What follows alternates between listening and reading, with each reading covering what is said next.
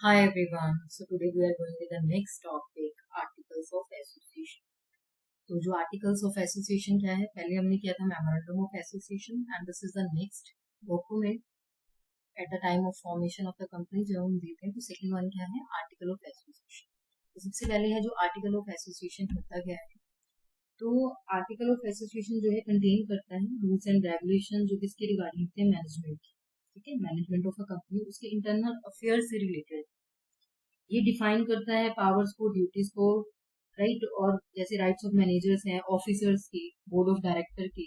तो जनरली ये क्या करता है, जनरली जितनी भी कंपनीज हैं वो अपना अपना आर्टिकल ऑफ एसोसिएशन जो है प्रिपेयर करती है. लेकिन इन केस कंपनी ये नहीं चाहती कि मैं अपना कुछ आर्टिकल ऑफ एसोसिएशन जो है प्रिपेयर करूं, तो इसके लिए कंपनी क्या करती है, वो सिलेक्ट करती है कोई भी one article of association, right, जो किसमें होता है, वो गिवन होता है in the table F. Right. Table F जो क्या है, एक कंपनीज एक्ट में आता है. ठीक है, क्या है, टेबल एफ. टेबल एफ ये आता है कंपनी एफ के अंडर. इसमें क्या लिस्टेड होती है, राइट, लिस्टेड होती है. तो इसमें कोई भी जो है कंपनी जो है सिलेक्ट कर सकती है किसी किसी भी को वन फ्रॉम दिस 99 मॉडल में से. तो टेबल एफ के अंडर है कंपनी से 99 मॉडल की.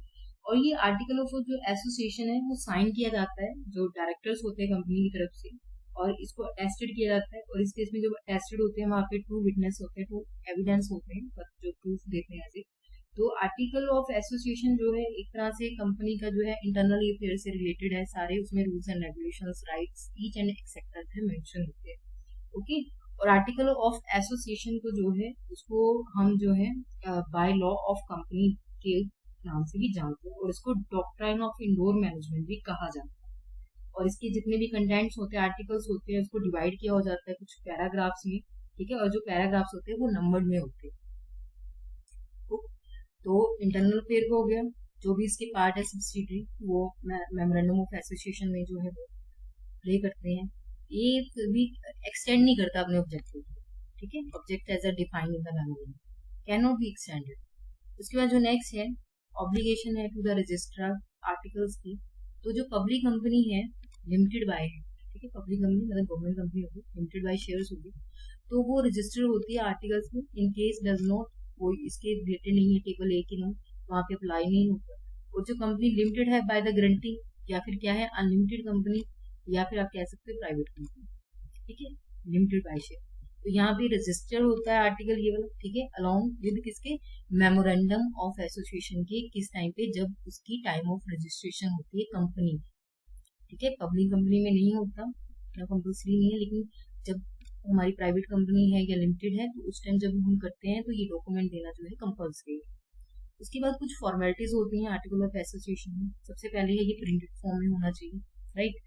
जो भी इसके पैराग्राफ है, ठीक है, डिवाइडेड होना चाहिए पैराग्राफ में, सारे जो लिस्टेड है, और उसको प्रॉपर नंबर जो है सीक्वेंस में होना चाहिए. ओके.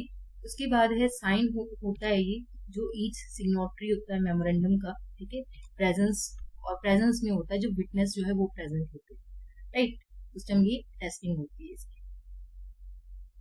उसके बाद है कि जो आर्टिकल है वो कुछ चीजें जो कंटेन नहीं करता, एनीथिंग जो किसके अगेंस्ट हो, या तो वो लॉ ऑफ द लैंड, अगर इसके अगेंस्ट है तो ये नहीं होगा. ठीक है, कंपनीज एक्ट के अगेंस्ट नहीं होना चाहिए इसकी जो भी रूल्स एंड पॉलिसीज हैं. ठीक है, पब्लिक पॉलिसी के अगेंस्ट नहीं होना चाहिए. देन अल्ट्रावायरस द मेमोरेंडम, उसके अगेंस्ट नहीं होना चाहिए.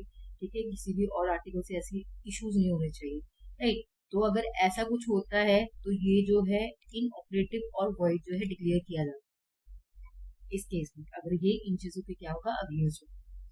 अब इस आर्टिकल्स में क्या होते हैं, कुछ कंटेंट्स होते हैं, मेन कंटेंट्स होते हैं जो इसमें शो होते हैं. तो आर्टिकल यूजली जो डील करता है, रूल्स करता है, या बाय लॉज है जो मैटर्स हैं, तो सबसे पहले आता है extend to which table A is applicable. तो जो इसमें जो है सारा टेबल ए जो है, राइट, हमारा जो कंपनीज एक्ट के अंडर है, तो वो एप्लीकेबल किया जाता है. ओके.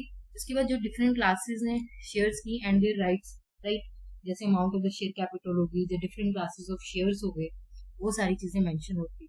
देन प्रोसीजर है उसके बाद, जो इशूइंग शेयर सर्टिफिकेट्स हैं, शेयर वारंट्स हैं. तो जिसमें क्या करते हैं, मेकिंग अलॉटमेंट करते हैं शेयर्स की, या इशूइंग करते हैं शेयर सर्टिफिकेट्स को. ओके. या फिर क्या है, ट्रांसफर से रिलेटेड है, ट्रांसफर ऑफ शेयर से रिलेटेड है. ओके, या फिर फॉर फ्यूचर ऑफ शेयर से रिलेटेड है। तो ये चीजें सारी क्या है, इसमें प्रोसीजर जो है ऑलरेडी मेंशन है। उसके बाद है ऑल्ट्रेशन ऑफ शेयर कैपिटल, अगर कुछ भी ऑल्टर करना होगा, ये जो किससे रिलेटेड है, शेयर कैपिटल से, तो वो भी चीजें सारी मेंशन है। Then borrowing powers of the director कितनी की उसकी बोरिंग पावर, किस लिमिट तक है, तो ये भी सारी चीजें मेंशन है। उसके बाद है voting rights of the members, voting rights जो है मेंबर्स की वो क्या क्या है, ये भी सारी चीजें जो है यहाँ पे क्लियर होगी। उसके बाद नेक्स्ट है payment of dividend and creation of reserves. तो यहाँ पे जो है, जो डिक्लेरेशन है या पेमेंट ऑफ डिविडेंड है, राइट, क्या क्या ड्यूटीज है, क्या क्या पावर्स है, क्या क्या रेमुनरेशन ऑफ डायरेक्टर, ये सारी मेंशन होंगी। Then use of common seal of the company, कौन सी कॉमन सील है, किस कैसा है उसका, राइट, वो भी सारी चीजें जो है इसमें मेंशन होगी कॉमन सील। ओके, और इसमें जो है board meeting and proceeding there of, तो बोर्ड मीटिंग जो है वो कैसे किस टाइम पे करनी है, क्या चीज होगी, या फिर आप कह सकते हो प्रोसीजर फॉर अपॉइंटमेंट कैसा है, रिमूवल ऑफ डायरेक्टर्स कैसा है, ये सारी चीजें इसमें जो है मेंशन की है।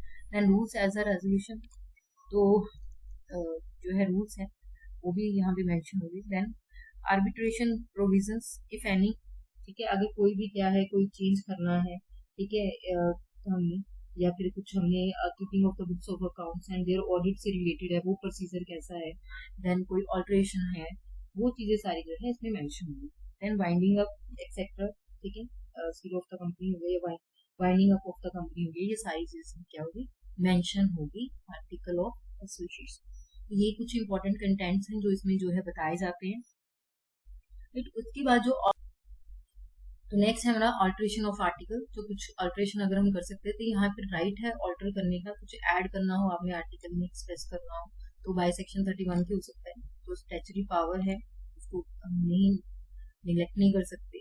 यहाँ पे जो भी पासिंग होगा स्पेशल रेजोल्यूशन के थ्रू ही पास आउट होगा।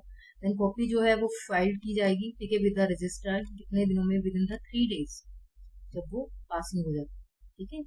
उसके बाद है जो भी कॉपी है ऑल्टर आर्टिकल की, राइट, वो फील्ड करेगा विद द रजिस्ट्रार, कितने मंथ में, with in the 3 months of the passing the resolution, ठीक है।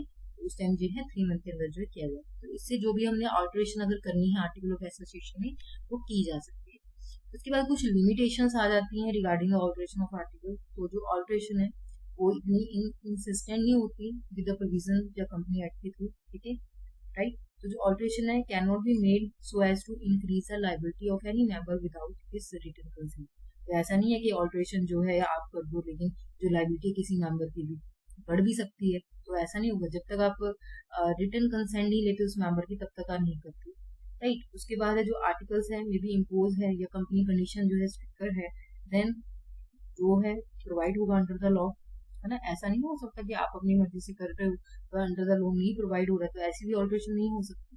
तो और जो आर्टिकल है मस्ट भी जो है इनकंसिस्टेंट है, कंडीशन के साथ है, कंटेन कर रहा है इन द मेमोरेंडम, राइट। तो ये भी देखना है कि आर्टिकल ऑफ एसोसिएशन जो है वो किस तरीके से मेमोरेंडम ऑफ एसोसिएशन के साथ कंटेन कर रहे हैं, राइट। वो भी इनकंसिस्टेंट या कंसिस्टेंसी है, वो भी कहीं ना कहीं बहुत मैटर करती है।